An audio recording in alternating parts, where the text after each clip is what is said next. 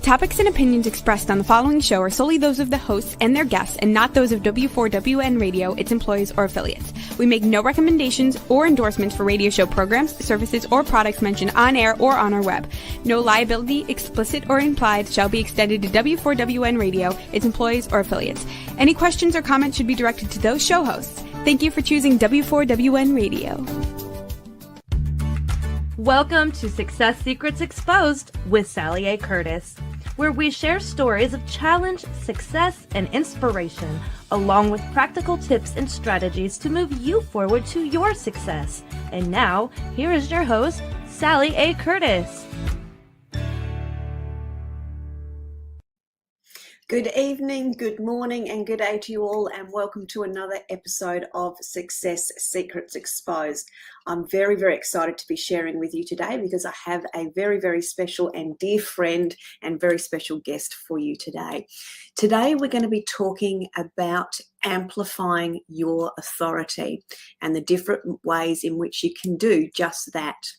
So for those that are actually new to the show, let me give you a little bit of a backstory of who I am and what I do. So I'm a content repurposing whiz, and I work with authors who speak. And I help them leverage their existing content into new profits, effectively creating for them a library of reusable brand assets. For example, we turn their books into 2 years' worth of social media posts. And what that does is that actually helps them be more consistent and helps them leverage their existing content and helps to amplify their visibility, their credibility, and their profitability. But today, as I said, we're going to talk to you about amplifying your authority.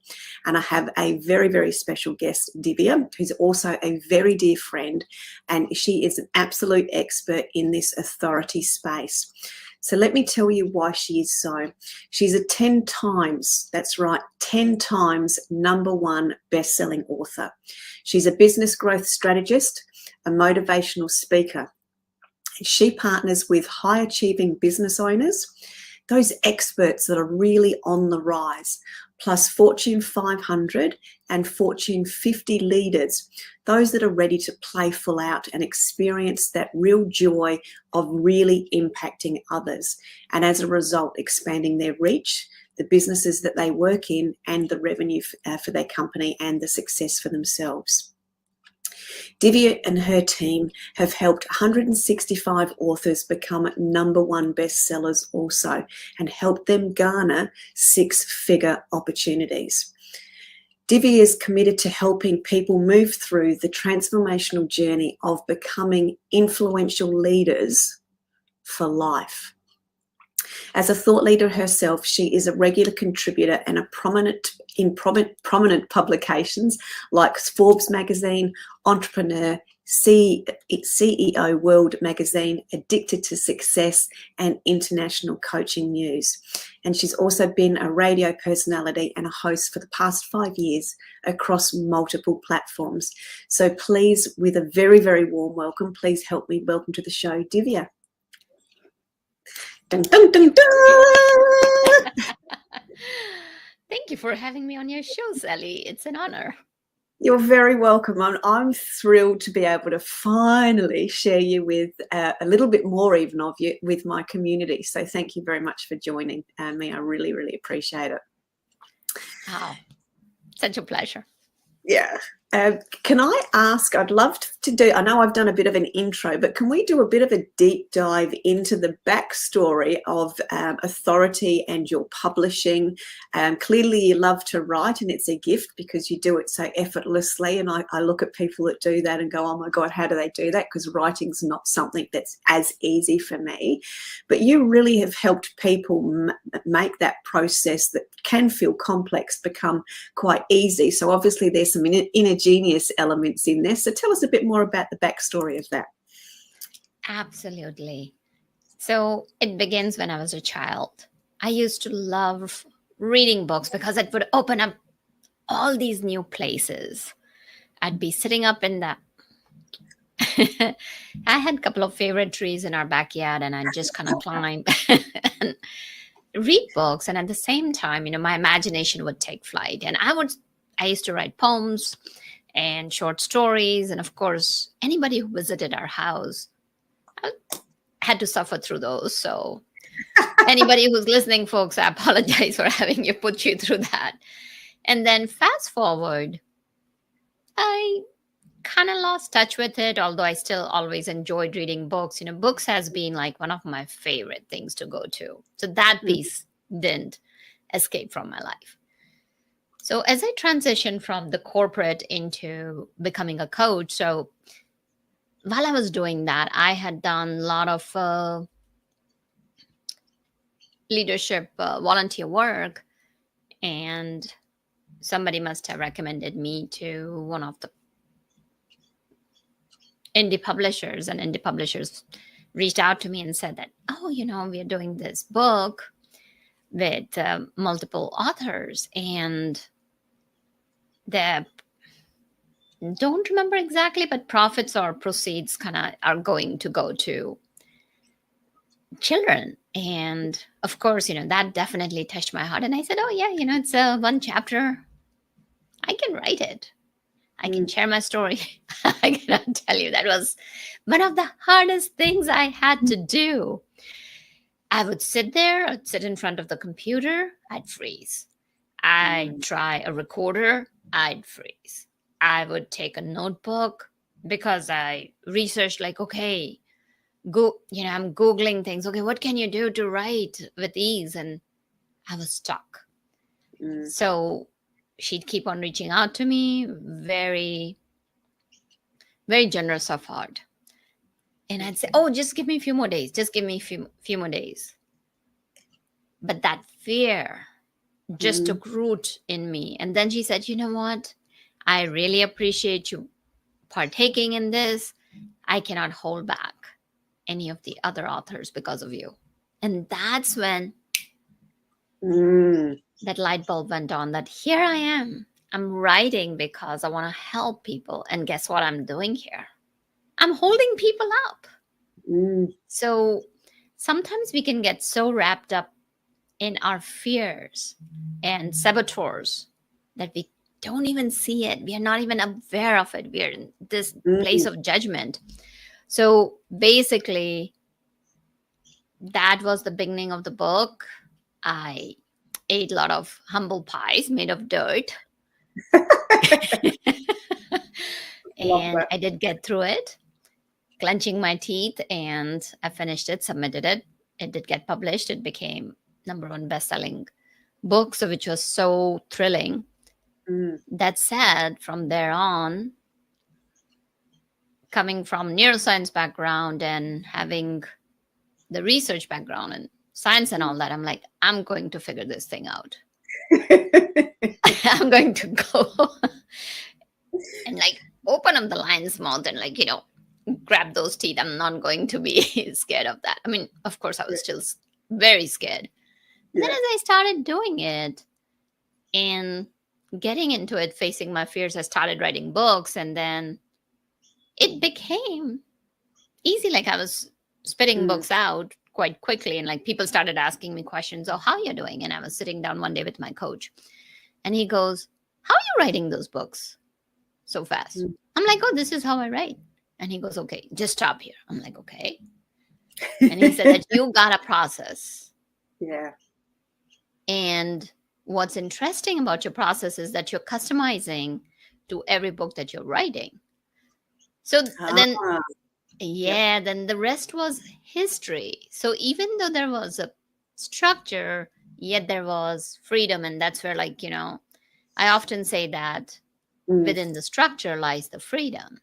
So then people started asking, and after that, I was taken for a ride by a couple of indie publishers, paid thousands of dollars, and then boom, they're gone and everything. And I decided, like, authors put a piece of their heart and soul out there, especially if you're writing something about your short story, or even if you're sharing your experiences.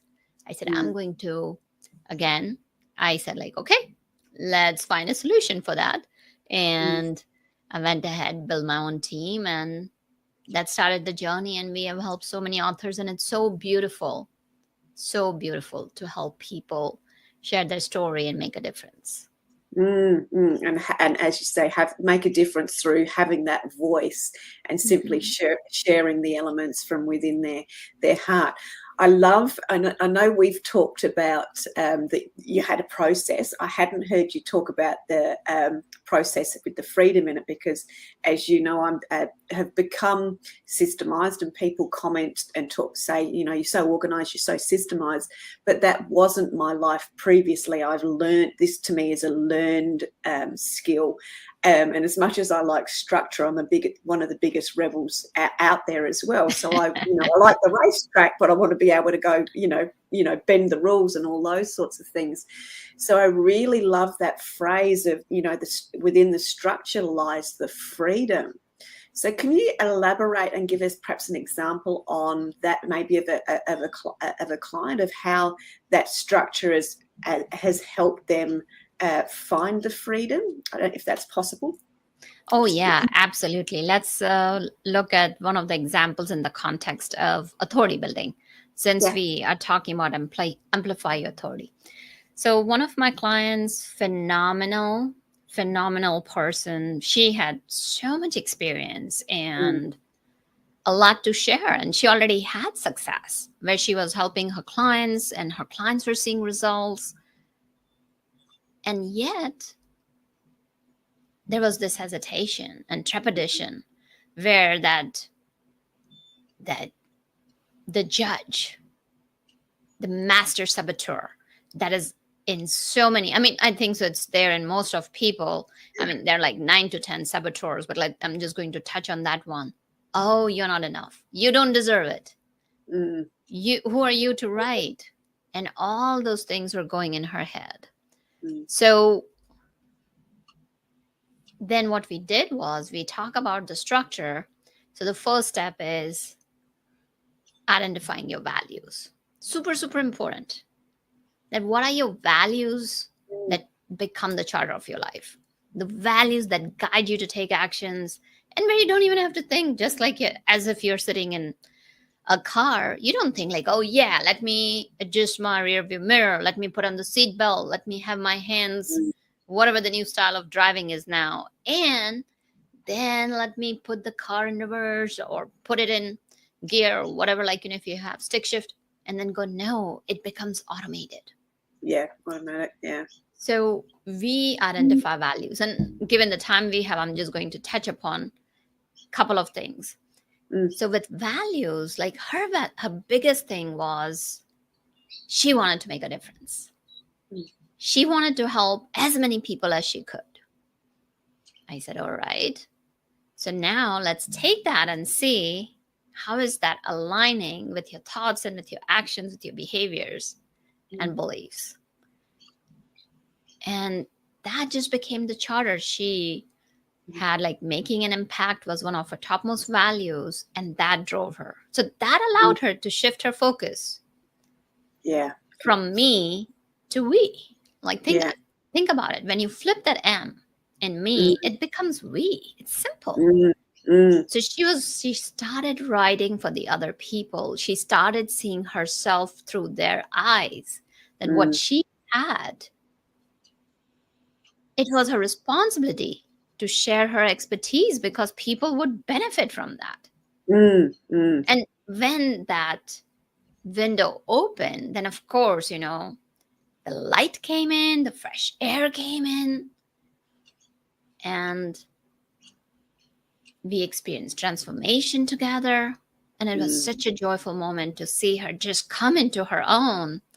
This beautiful bird taking that flight, opening that window and just flying out, soaring with her wings spread.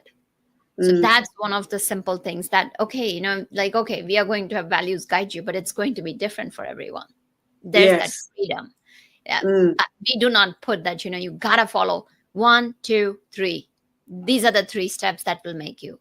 So we have a strong foundation where people can come and adapt, where people can come and grow and come into their own. Then one of the other structures is that we have a narrative. So we have different structures for different types of people. Then we have got different structures for how do you put your story out, depending on what their model is. Mm-hmm. So, for example, let's say somebody is providing a solution for a problem. Let's say, how to know or how to make sound decisions. So then that becomes a how-to book. Yep. So Makes there is a sense. structure there. Like, how do you write a how-to book? But Mm, again, there is that freedom. The freedom is mm, there that, okay, we offer multiple types of frameworks for mm, people to write their stories, or we write their stories for them. mm. And so these are just, I'm going to touch upon just these couple of things, that how within the framework and within that structure you can still have the freedom. Yeah, that makes beautiful sense. Thank you. Mm, mm. And isn't it interesting and you've talked about the different frameworks and understanding, through understanding your values, then understanding what it is, what the how version of what you're going to bring to life is going to be. Is it that how-to book and those sorts of things, and then having a structure as to the ways in which that gets mapped out as well.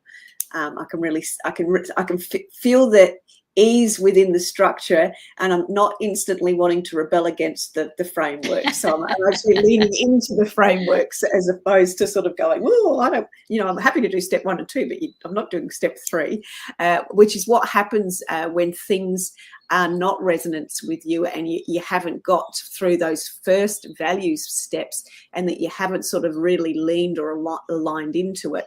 If there's any form of resistance, we sort of pull back more as opposed to leaning in, but you're really creating an opportunity for people to lean in to take that flight.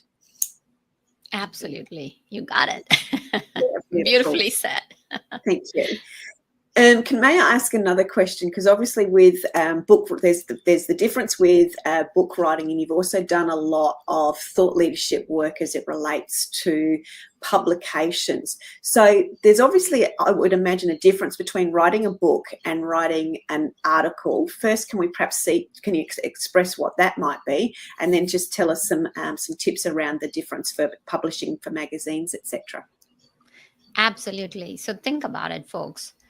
At the heart of every piece you create, whether you're creating video content, whether you're doing a Facebook Live, whether you're doing a post, whether you're doing an article, whether you're writing a book, whether you're getting on TV show, you're getting on a podcast, at the core of it is your audience. Who are you doing it for?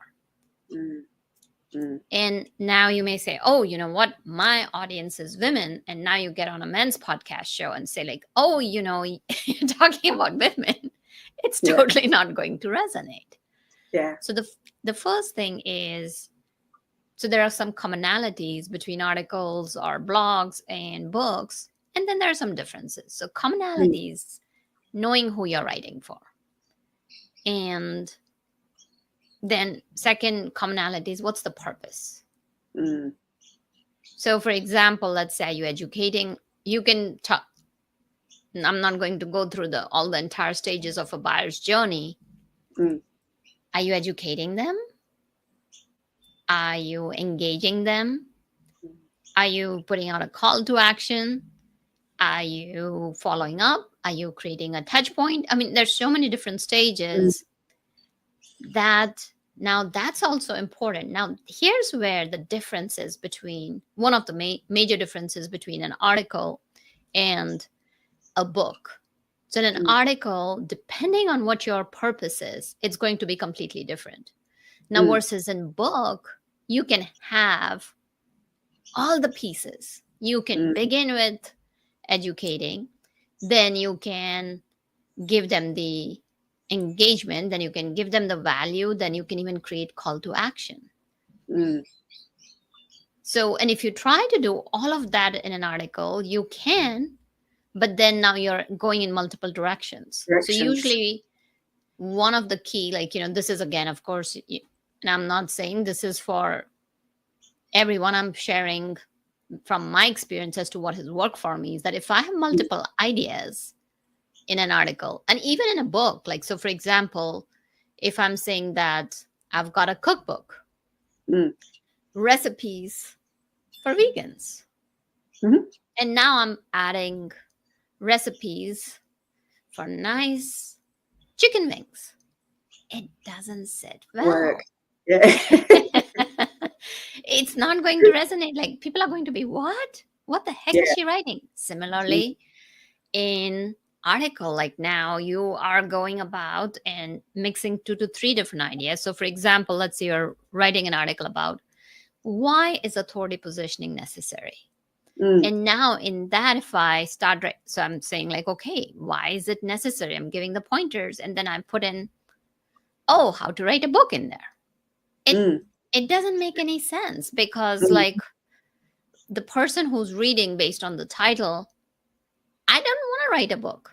Why the heck are you talking about a book? So there are some elements of similarities and there's some elements of difference, but the key difference is that in article, you gotta be very, very focused. Whereas in book, you have that liberty to take a point and expand on it. Yeah. Whereas in article, you gotta be very concise, drive home the point. And now you may say, like, is it harder to write an article or is it harder to write a book? Can I ask I'll you say that? it's harder for both. So an article, it's easier because you take like 1 or 2 points in comparison to book. Like, okay, you know what? I want to write about, I'm going to go back like article, why authority positioning is necessary. So maybe like, you can have a hook that, hey, you can start out with a comment or a question that, have you had one of your clients look you up or one of your prospects look you up, and kind of, or have your clients have one of your clients asked you questions like, what is it that you do? How do I know that your product is like, you are the brand, or you are the person that I need to work with, and they're questioning you, they're not satisfied with you being the trusted authority. So you can start something like that and then kind of move into what authority positioning is, and then gently kind of move into why is it necessary. And you can have like 3 to 4 bullet points. That's again the middle. You make your conclusion, and you can still have like a call to action there also, and you're done. Now versus in book, even though you're writing on one subject, let's say if you're writing, and I'm writing a book on authority positioning, it's in works. I just cannot write like, hey, why authority positioning is necessary. You gotta include like, things that are relevant. Again, going back to who is my audience and what is it going to do for them. And once that is done, that's where like you may be thinking, authority positioning. Yeah. You know what? In that authority positioning, I could talk about like how videos are so good.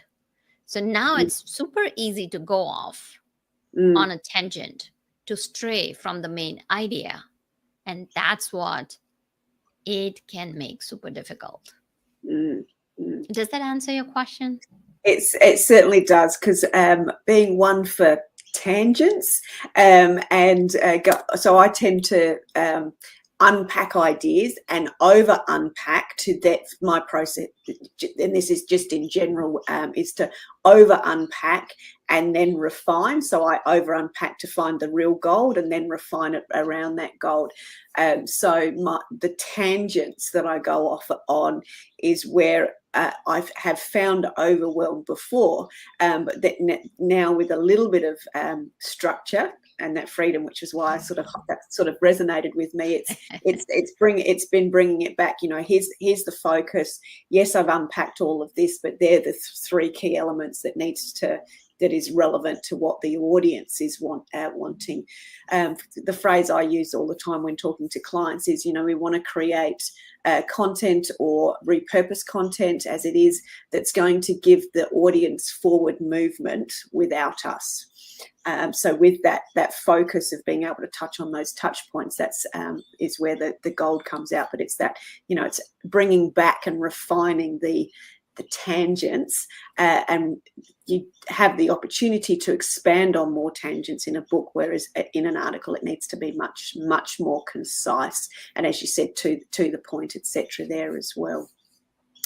So with your experience, extensive experience with working with thought leaders and people that are actually sort of self-employed as well as in that corporate environment, across both publishing for books and publishing for articles and helping them build that authority side of things, what would you say are the three main significant, I'm going to say tips, but also outcomes that people can achieve by doing it, having their and amplifying their authority?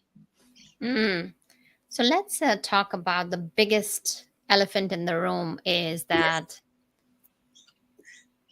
there is, if you go for groceries, let's say you go pick up bread, you go pick up eggs, you pick up milk. How does that differentiate you? You can be a coach, you can be a thought leader, you can be a healer, you can be a consultant, you can be business strategist. What is it that differentiates you? It's the recipe. And that's what one of my clients actually called me. She said, you're that recipe that makes my chocolate chip cookies from the general stuff. So that's what that book and writing those pieces or getting on podcasts does for you. And these are all good marketing mediums. There's no one right or wrong. Like whatever fits your needs. And that's where, again, I kind of come back and say that, like, it's like we personalize and customize. Not everything is right for everyone. And so first is differentiation. It absolutely makes you stand out. And that you're not the run-of-the-mill bread, butter, and milk. You're that chocolate chip cookie. And even in that soft, moist.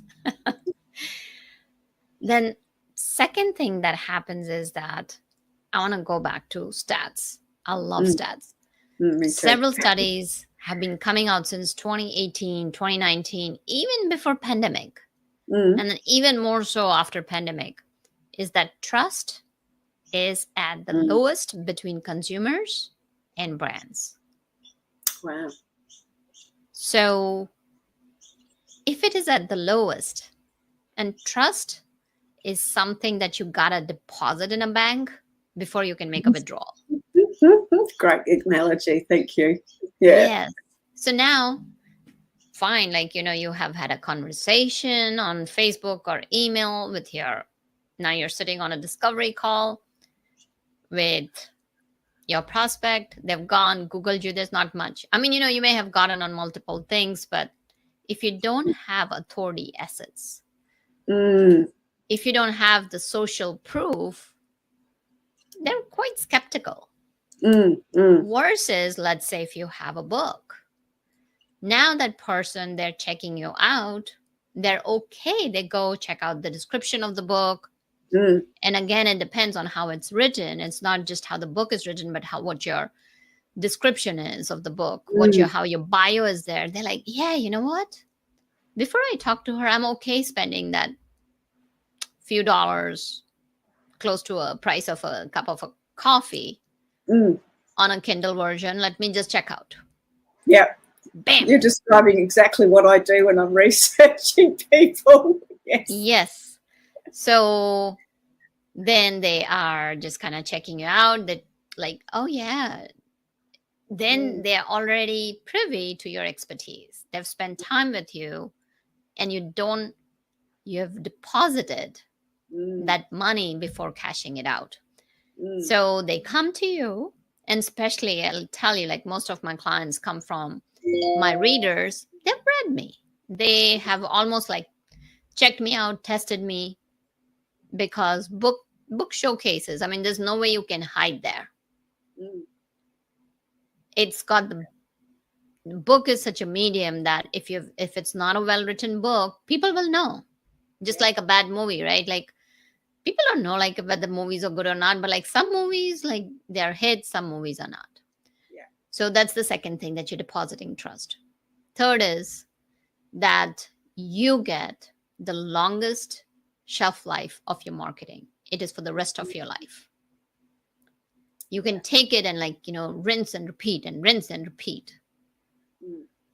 It may be a lost leader in the beginning that said, if one book could even bring you 3 clients at even, let's say, $5,000 a piece,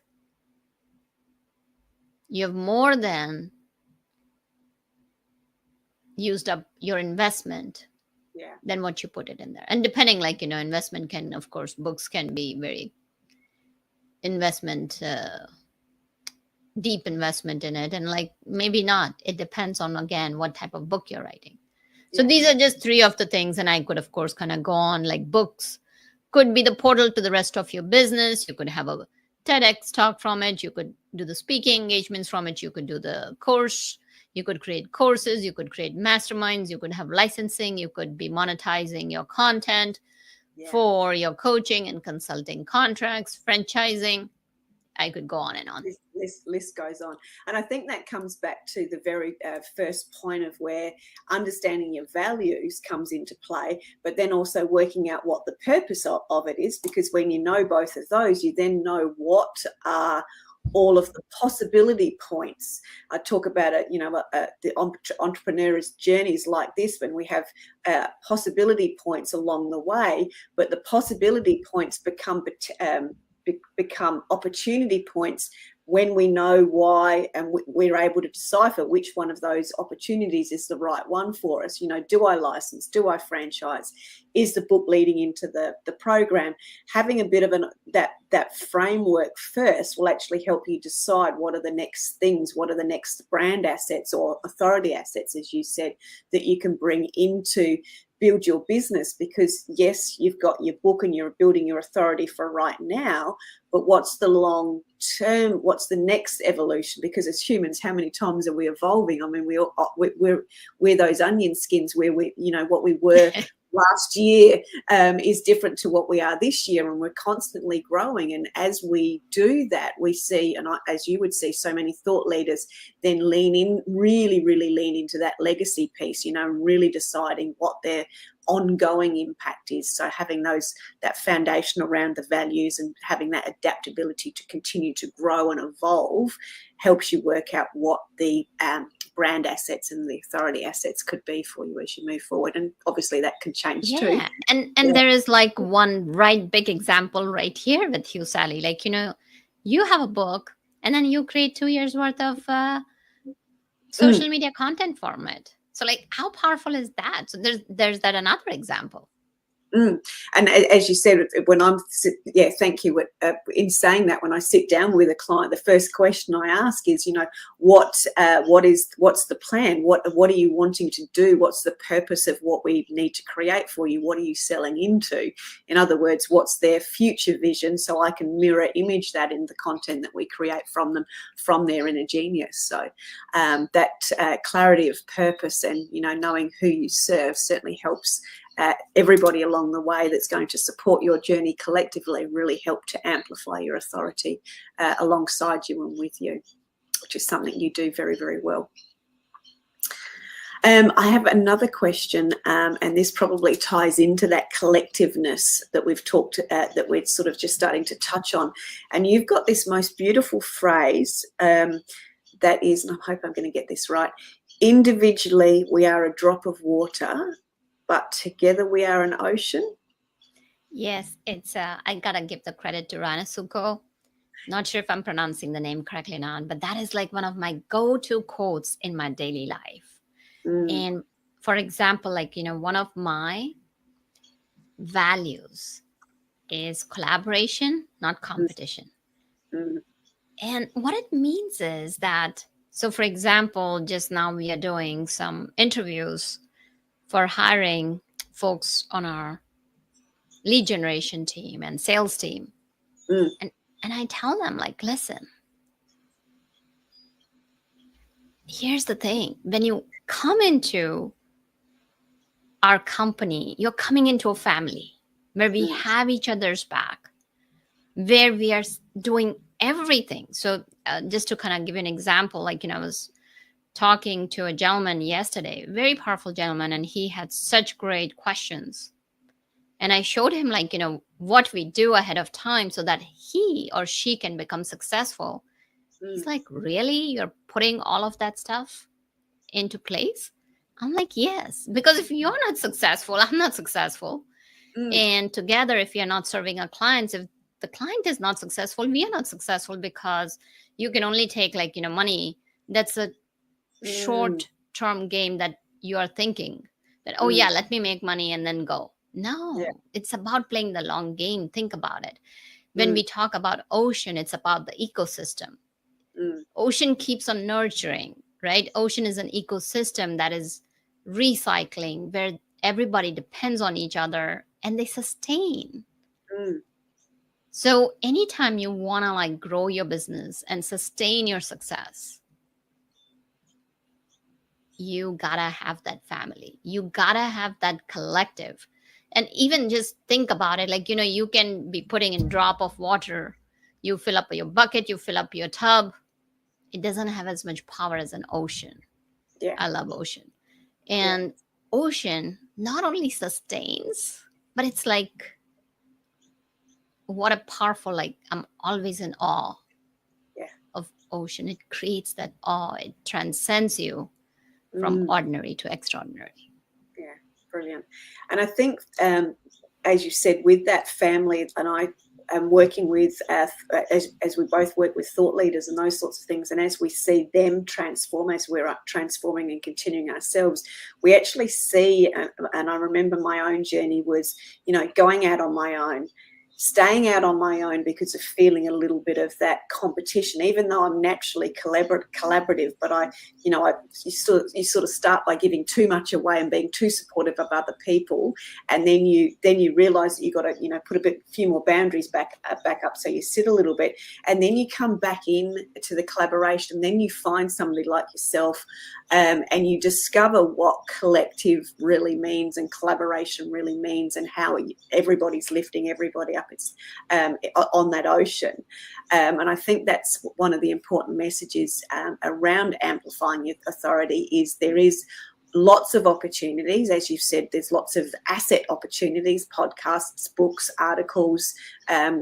Facebook Lives, and all those sorts of things. But sometimes you're not going to be the expert in all things, but you can give all things a go. But you can align with people that can really help you do certain things better. I actually wrote down a question which popped just before you came on, which was, and this, I'll say it as an I, but actually I'll say it as a we. What can we do that you can't do that could help you in your business today? And I think that's a powerful question to be asking of ourselves.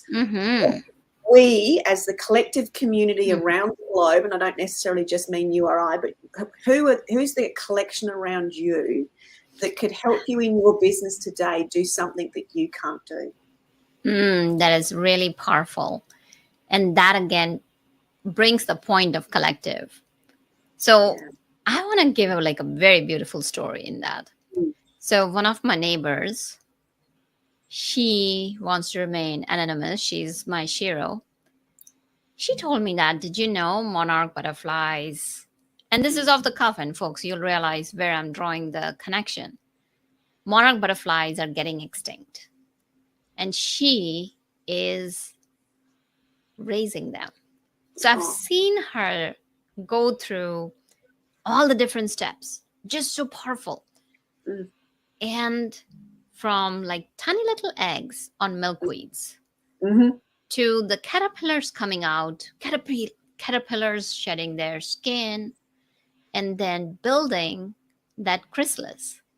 So if chrysalis is not hanging straight because they need gravity for the butterfly. Oh gosh, I cannot tell you, I'm seeing the butterflies at every stage, and it's so amazing. I've I've had the fortune and joy, I'm so grateful for it, to even release the butterflies and see the chrysalis changing color, and how it becomes clear, and how the butterflies pop out of it. So then what she did was, right today in front of my eyes, she took a chrysalis, which was like this on one of the leaves, took it and hung the chrysalis with Right. a little tiny green, eco-friendly rope.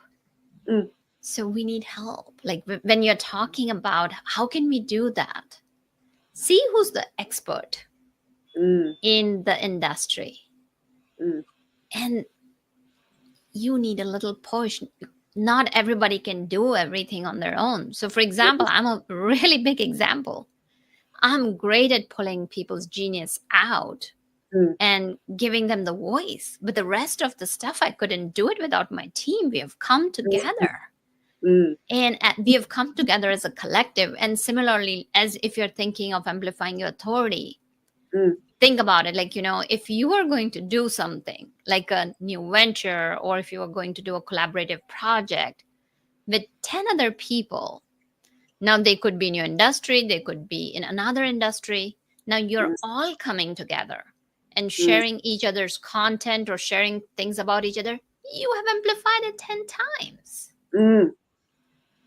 So that's the power of collective. And to your point, is that what can you do so that others can help? So Mm. that's the key, is that find where you play to your strength, and Mm. wherever is not your strength, connect with other people who play to their strengths. Yeah, very much so. Couldn't agree with you more. And as you were explaining that scenario, I just went into, yes, like you, I can extract somebody's inner genius out of the content that they've written, but I'm not a graphic designer. I'm not bad at design, but I've got some exceptional designers, and I've got some exceptional people that find that, the right imagery or the right photos that we use. But that's their genius, and I rely on them to be able to bring forward what we do as well. And they're just little examples of how people collectively can make significant impacts on other people. Absolutely. It happens in nature, right? Like if that caterpillar did not get that help, she said that I didn't realize it, and she lost 3 of her caterpillars, but she didn't know that they had to be upright. That's so interesting. And one of the things I love when it comes with the butterflies, when they're actually coming out, which has always been a lesson for me, and I'm glad you actually brought butterflies up today, was that sitting where they just dry. When they're out, they just dry their wings, because they can't fly until their wings are dry. So they actually have to pause before they fly. And I think that pause point is, part of the purpose and the values that you spoke at at the very, very beginning. So just as we start to close out, Divya and I just want to also share with you that we are working collaboratively together, as you've probably gathered, and we work very closely together and speak often anyway. But we're going to be bringing to our audiences and to our community an opportunity where we are going to share with you some strategies and really help to amplify and elevate your authority. So we're going to call it the Elevate and Amplify Project. So you'll be able to find more on that as we move forward. Do you want to share a little bit about that, Divya? Because you've been doing similar things to what we're doing together a little bit longer than I have. Do you have any insights or things you want to share around that? Yeah, absolutely. So folks, here's what it is. It's about shining the spotlight on people who are making a difference. Yeah. Who are those butterflies who have gone through that process? Because for me, there's nothing like overnight success. And you may think there's an overnight success because something comes to fruition, but just kind of think about it. When that butterfly comes out, it's like in that 10 seconds. That chrysalis opens up when it's just right timing, and you're like, oh, wow. But we are not seeing the whole process behind it. So there's a journey. So the whole idea is we connect with people who have gone through that journey, who have that passion about helping others and making a difference and driving that impact. So we bring them together and help. We put a spotlight on them. And this way, not only they're making a difference, not only they're becoming role models for other people who are looking to become who they are, but also we are amplifying their authority. We are giving them the stage where they can shine the light and share their stories for others, because know that somebody's transformational story can become a survival guide for somebody else. Yeah, so beautifully said. Mm. Mm. And also on top of that too, with the opportunity to bring our networks together and to bring your networks into that fold as well, there's certainly the significant opportunity to find even the key players within your collective. So certainly an invitation to come along on that journey with us and experience some more. So in closing, Divya, as we really close out, and I knew we'd get to the end very, very quickly with lots of exciting and enthusiasm, can you just recap just the three key tips you have for helping to amplify your authority? Absolutely. First of all, find your recipe, folks. So that way you can differentiate yourself and stand out. You have the experience. You may think like, oh, I don't have the expertise, but know that if you have life experience, you have expertise. So make sure that you stand out. And second, do something for other people, provide value. So you're depositing the money before you cash it out. And then third thing is that use your values and make it your responsibility to share your voice. Because if you don't share your voice, then you may be preventing somebody else reaching their pinnacle as how you have reached your pinnacle. Beautiful, thank you. And in closing, some of the little tips that I've picked up from it is I absolutely love that the freedom lies within the structure. That's really highlighted for me, that we do adapt and grow and evolve continually, and the collective does the same. So I think how much more the collective we could do together, and certainly building on that trust bank and creating some of those authority assets and increasing your social proof, which is part of what the network and the collective will actually help you do as well.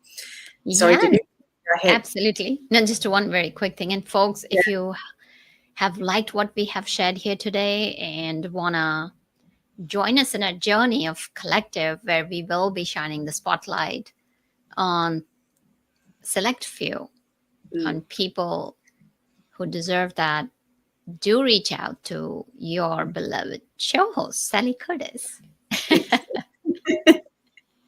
Yeah, thank you very much. As Divya said, you can contact me through LinkedIn, as you know, and you can also find me on the YouTube channel for the replay of these episodes as well. Best place to find me is www.sallyacurtis.biz, B-I-Z, and we will look for, and there it is up on the screen. Thank you very much, John. So thank you very much for joining us for another episode of Success Secrets Exposed. I look forward to seeing you again very, very soon. But if we can just do another awesome thank you, energetic and clapping for Divya, who's joined us and is part of our collective and my collective. So super excited to have been able to share her with you today.